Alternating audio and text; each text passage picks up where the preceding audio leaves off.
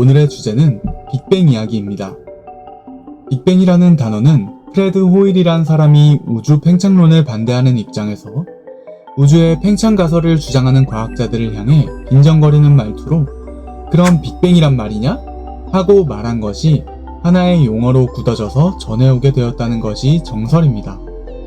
뱅이란 단어는 총을 쏠 때 탕 하고 들리는 소리이기도 하고 문을 쾅 하고 닫을 때 나는 소리이기도 하고 또 무엇인가가 펑 하고 폭발하는 소리나 폭발하는 모양 모두를 가리키는 말이기도 합니다. 그러니 빅뱅이란 대폭발이란 말이 되겠습니다. 요약하자면 빅뱅 이론이란 태초에 한 특이한 점이 존재하고 있었는데 어느 순간 이 점 하나가 어마어마하게 큰 폭발을 일으킴으로써 오늘날 우주가 존재하게 되었다 라고 말을 할 때의 그런 주장을 말합니다. 오늘의 주제는 이런 빅뱅 이론 가운데에서도 빅뱅의 개념이 되는 모습은 왜 화면과 같이 종 모양으로 그려졌을까 하는 의문에 대한 답입니다. 예전에는 빅뱅이라고 하면 무엇인가가 펑 하고 터지는 이미지를 나타냈었지만 어느 순간부터 빅뱅의 모습이라고 하면 다 이와 같이 종 모양으로 그림을 그리게 되었습니다. 그리고 이런 종 모양 그림은 나사에서 먼저 발표하기 시작해서 오늘날은 너도 나도 다 따라 그리게 된 빅뱅의 개념을 그림에 담은 상상도입니다. 오늘의 주제는 왜 나사는 빅뱅의 개념도 그림을 이렇게 고쳐 그려야만 했을까? 하는 질문과 이에 대한 답이 되겠습니다. 빅뱅이라는 생각의 출발은 우주가 팽창한다는 생각에서부터 나온 아이디어입니다. 우주가 현재 팽창을 하고 있다면 이는 가까운 과거에도 팽창을 계속 해왔다는 이야기이고 시간을 거슬러 과거로 돌아가 보면 과거의 우주는 지금의 우주보다 조금 더 작은 우주였을 테고 더 먼 과거로 돌려보면 지금의 우주보다도 훨씬 더 작은 우주였을 테고 이런 추리 과정을 통해서 우주가 과거로부터 지금까지 계속 팽창을 해왔다고 가정해보면 결국은 아주 작은 한 점으로 모일 것이 아닌가?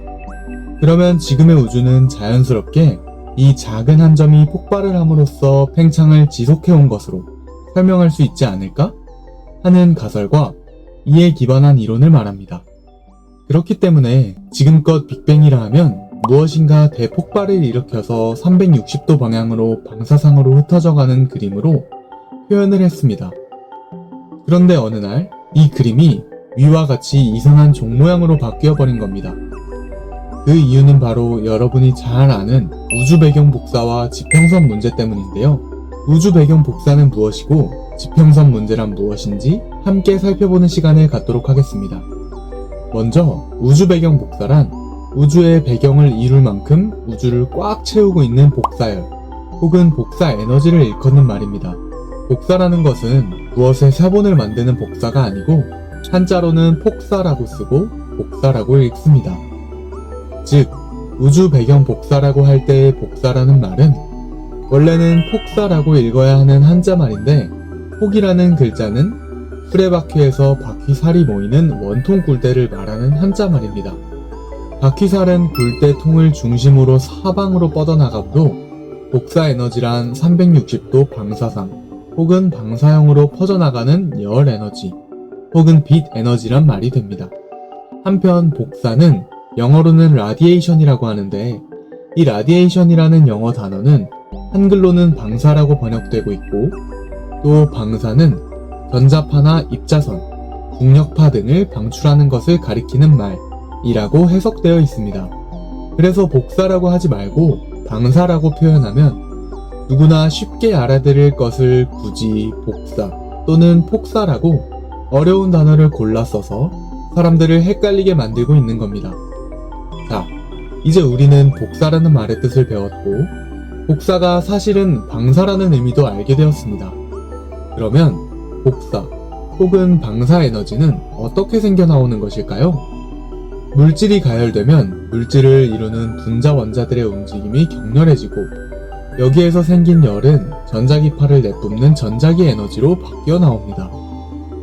빛은 곧 전자기파이므로 열 에너지는 전자기파인 빛 에너지로 바뀌어 방사 혹은 폭사되는 것입니다.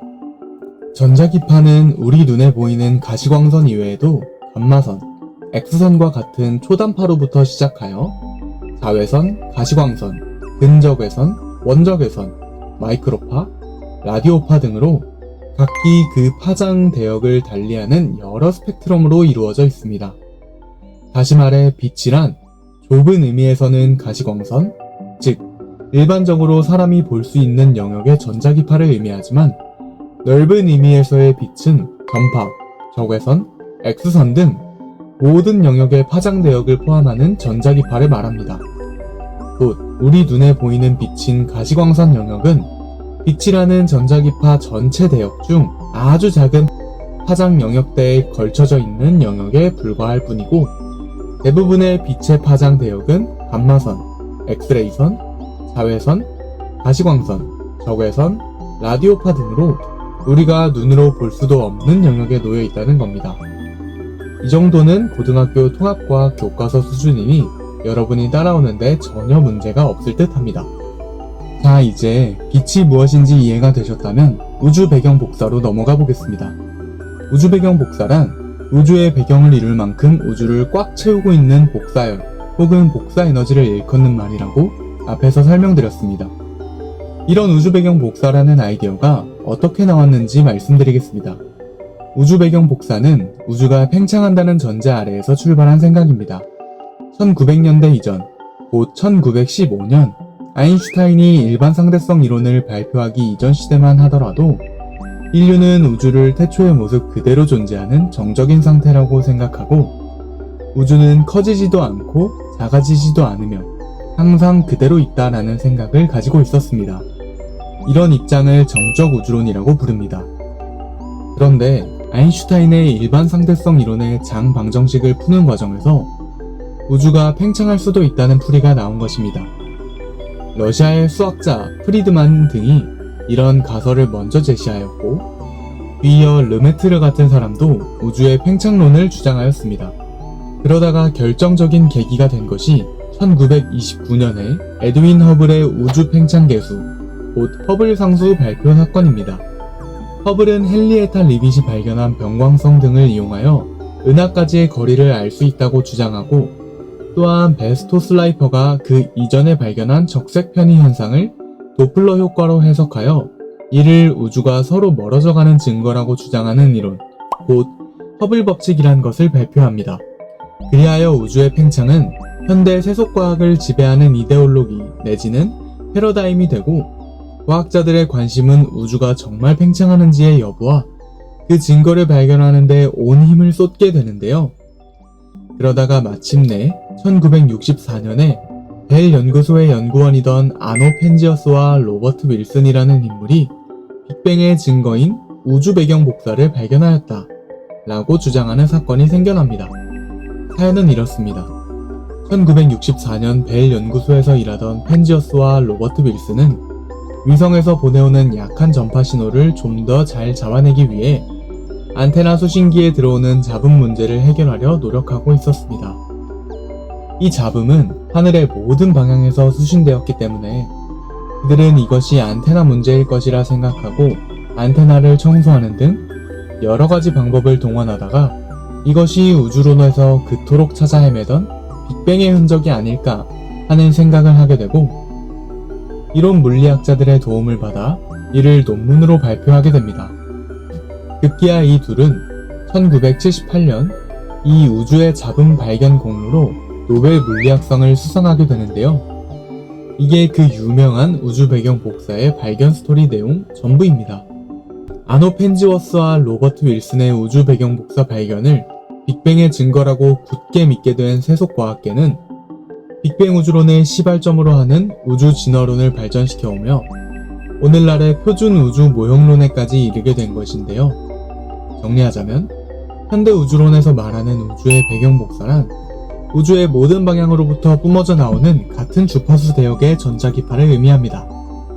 그럼 우주에서 균일하게 전해져 오는 전자기파가 존재한다는 사실이 어떻게 빅뱅의 증거가 되느냐, 이 점이 궁금하실 터입니다. 물질이 가열되면 열을 냅니다. 열을 낸다는 것은 물질의 분자를 이루고 있는 원자, 그리고 원자핵을 이루고 있는 각 입자들이 들뜬 상태가 되어 격렬히 운동을 한다는 것을 말합니다. 이런 열을 전달하는 방법에 세 가지가 있습니다. 전도, 대류, 복사가 그것인데요. 간단히 말해 전도는 직접 물체와 닿아서 뜨거움을 느끼는 것입니다. 뜨거운 커피잔을 손으로 잡으면 손이 따뜻해지는 원리가 곧 전도입니다. 대류는 더워진 공기에 의해 따뜻함을 느끼는 원리입니다. 난로의 열기에 의해 달아올라 더워진 방안 공기가 나의 피부에 닿아 덥게 느끼는 현상이 대류입니다. 곧 열전도는 물체가 직접 맞닿아 있으므로 열대류는 공기를 매개로 하여 간접적으로 열을 전달하는 방법입니다. 이에 반해 열복사는 열을 내는 근원, 곧 열원이 전자기파를 내보내고 이 전자기파를 다른 대상이 흡수하는 과정을 통해 열이 전해지는 현상을 가리킵니다. 즉, 복사는 공기라는 매개물질이 없는 진공 상태에서도 열이 전달되는 특징을 가지고 있어서 우주 공간을 가로질러 태양 등 다른 항성, 은하의 전자기파 에너지가 우리에게 전달이 되는 것입니다. 지구가 태양으로부터 열 에너지를 전달받는 것이 열 복사의 대표적인 예가 되겠습니다. 정리하자면 열 복사선은 눈에는 보이지 않는 적외선이라는 일종의 전자파로서 태양, 이글거리는 숯, 전열기의 니크롬선이나 사람의 몸에서도 나오고 있는 전자기파를 말하는 것입니다. 정리해보겠습니다. 우주 배경 복사라는 것은 위키피디아의 설명을 빌리면 우주 전역에서 발견되는 약 160GHz의 주파수를 가진 전자기파 복사입니다. 이는 세속과학의 주장에 따르면 과거 뜨거웠던 우주에서 발생한 빅뱅의 잔재이며 현재까지 남아 전파의 형태로 관측되고 있다고 해석되는 현상을 말합니다. 즉, 이런 우주 배경 복사를 예측한 인물이 있었다고 합니다. 미국의 물리학자 조지 가모프가 바로 그 사람인데요. 이 사람은 그 전에 우주 팽창을 주장하였던 러시아의 물리학자 프리드만의 제자입니다. 조지 가모프는 만일 빅뱅이 있었다면 이 빅뱅은 아주 고온의 상태에서 출발하였을 거라는 가정을 해보았습니다. 빅뱅 순간 형성된 고온, 고압의 플라즈마 상태이던 초기 폭발의 잔재들이 이후 시간이 흐름에 따라 우주가 팽창하면서 백수십억 년 동안 식어왔고, 이렇게 차가워진 폭발의 에너지는 지금의 우주 공간을 아주 차가운 빛의 형태, 즉 파장이 늘어난 마이크로파 형태로 채우고 있을 것이라고 예측을 한 것입니다. 그리고 이후에 실제로 아노 펜지어스와 로버트 윌슨의 발견에 의해 우주 모든 방향에서 2.7켈빈의 온도에 해당하는 우주 배경 복사가 관측되었으니 빅뱅은 증명되었다 라고 주장하는 것인데요. 현재 차가운 우주가 발견되는 것은 곧 우주가 과거에 뜨거웠고 매우 균일한 상태였다는 것을 간접적으로 보여주는 증거이다. 고로 빅뱅은 사실이었다 라고 주장하는 입장을 말합니다. 그런데 이 우주 배경 복사의 주장에는 근본적이고도 치명적인 오류가 숨겨져 있었습니다. 바로 지평선 문제인데요. 빅뱅 우주론 전체를 부정하게 만들고 이론 전부를 뒤집어 놓을 만한 중요한 문제라 오랫동안 세속과학계를 골치 아프게 했던 지평선 문제. 지평선 문제란 무엇인지 살펴보겠습니다. 먼저 위키피디아의 설명입니다. 지평선 문제 또는 균질성 문제는 대폭발 이론 내 물리우주론의 미세 조정에 대한 문제로 초기 상태가 균일할 이유가 없는 상황에서 인과관계가 없는 지역 간의 균질성이 관측된다는 문제이다. 지평선 문제는 보통 급팽창 이론으로 설명하며 다변 광속 이론이나 순환 모형도 해결책으로서 제한되어 있다. 다음은 나무위키입니다. 우주 배경 복사의 온도는 방향에 따라 10만 대 1의 차이만을 보이고 이는 18μK 에 해당한다. 이는 현재 관측 가능한 우주 내 영역이 열평형을 이룬 시점이 과거에 존재하였다는 것을 의미한다. 예컨대 뜨거운 물이 담긴 찻잔에 차가운 얼음을 집어넣는다면 얼음을 중심으로 열 교환이 이루어져서 결국에는 찻잔 내의 물은 열평형을 이루게 되는 것과 동일한 원리이다. 하지만 정보의 교환의 속도는 빛의 속도를 넘어설 수가 없으므로 지평선을 넘어서는 거리를 사이에 둔 두 지점의 우주 공간은 한 번도 정보가 오간 적이 없는 곳인데 두 지점의 온도가 열평형을 이루고 있다는 것은 불가능하다. 이렇게 우주의 두 끝 지점 사이에서 열평형이 일어나는 것을 설명하지 못하는 빅뱅 이론의 문제점을 지평선 문제라고 부른다. 지평선 문제를 쉽게 설명하기 위해 예를 들어보겠습니다. 따뜻한 커피 한 잔을 마시기 위해 컵에 커피 가루를 넣고 뜨거운 물을 부어 넣었습니다. 컵 속에는 뜨거운 커피가 가득해졌습니다. 그 다음 냉장고에서 찬 우유를 꺼내 커피에 부어 넣었습니다. 그러면 뜨거운 커피 물 분자와 차가운 우유 분자는 서로 접촉을 하면서 격렬히 열 교환을 하기 시작합니다. 뜨거운 커피 물 분자는 차가운 우유 분자에게 열을 빼앗기고 차가운 우유 분자는 뜨거운 커피 물 분자의 열을 빼앗아 서로 열 평형을 이루어 나갑니다. 약간의 시간이 흐르면 이제 커피잔 속의 커피는 딱 마시기 좋은 따뜻한 음료가 되었습니다. 그런데 여기서 시간이 좀 더 지나면 내 커피잔 속의 커피는 전체적으로 내가 있는 방 안의 온도와 거의 같아집니다. 이 역시 열평형을 이루는 것인데요. 그리고 내가 머무는 방은 시간이 지남에 따라 냉난방을 계속하지 않는 한 바깥 온도와 비슷해집니다. 이런 식으로 물질들은 끊임없이 상호간 열교환을 통해 열평형을 이루어 나가는 것입니다. 그런데 빅뱅의 우주 배경 복사의 경우에는 최초의 물질 분자 원자들이 서로 열교환을 할 시간이 없었다는 것이 문제가 됩니다. 한 어머니로부터 태어났지만 서로 만난 적 없이 평생을 살아온 쌍둥이 입양아처럼 이 둘은 무려 138억 년 동안이나 서로 만나는 일이 없다는 겁니다.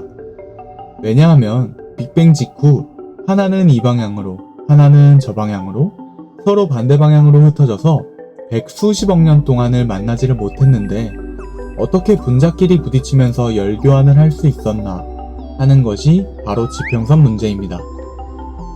곧 빅뱅은 우주 전체에 퍼져 있는 전자기파 대역이 서로 완전히 같은 주파수 대역으로 퍼져 있는 문제를 설명하지 못합니다. 이게 지평선 문제입니다. 그래서 이 문제를 해결하기 위해 고민에 고민을 거듭해 오다가 마침내 다른 한 이론을 개발해내기에 이르렀는데 그게 바로 급팽창 이론입니다. 급팽창 이론이란 우주가 빅뱅 초기에는 빛의 속도를 뛰어넘는 어마어마한 속도로 갑자기 급격한 팽창을 하였다는 가설에 기반한 이론을 말합니다. 이 급팽창 가설은 미국의 알란 구스라고 하는 사람이 빅뱅 이론의 문제 중 하나인 자기 홀극이 존재하지 않는 문제를 연구하다가 문제가 풀리지를 않자 그럼 우주가 급팽창했다고 하면 어떻겠나 하는 제안을 내놓은 게 그 시작입니다. 물론 처음에는 과학계 전체가 이를 말도 안 되는 소리라며 일축했던 근거 1도 없는 주장에 불과하였습니다. 그러나 시간이 흐르면서 이 급팽창 가설 말고는 우주의 평탄성 문제와 지평선 문제를 해결할 방도가 없다는 것을 깨닫게 된 과학계는 이제는 누구나 할 것 없이 이 급팽창 주장을 이론을 넘어 진리로 받아들입니다. 한때 대학 졸업 후 대학의 물리학 강사직도 얻지 못해 전전긍긍하다 증권회사라도 취직하려던 사람이 주장한 뜬금없는 생각, 곧 그러면 이러면 설명이 되지 않겠느냐 하고 내놓은 주장이 현대 우주론의 정설이 되어버린 우픈 이야기가 바로 이 급팽창 이론입니다. 결론적으로 나사가 빅뱅의 그림을 다음과 같이 종 모양으로 그리게 된 것은 바로 이 지평선 문제를 극복하기 위한 현대 과학의 급팽창 이론 때문이었습니다. 급팽창 이론에 대한 보다 깊은 고찰과 논박은 2부 순서에서 만나보실 수 있습니다. 많은 시청 바랍니다. 감사합니다.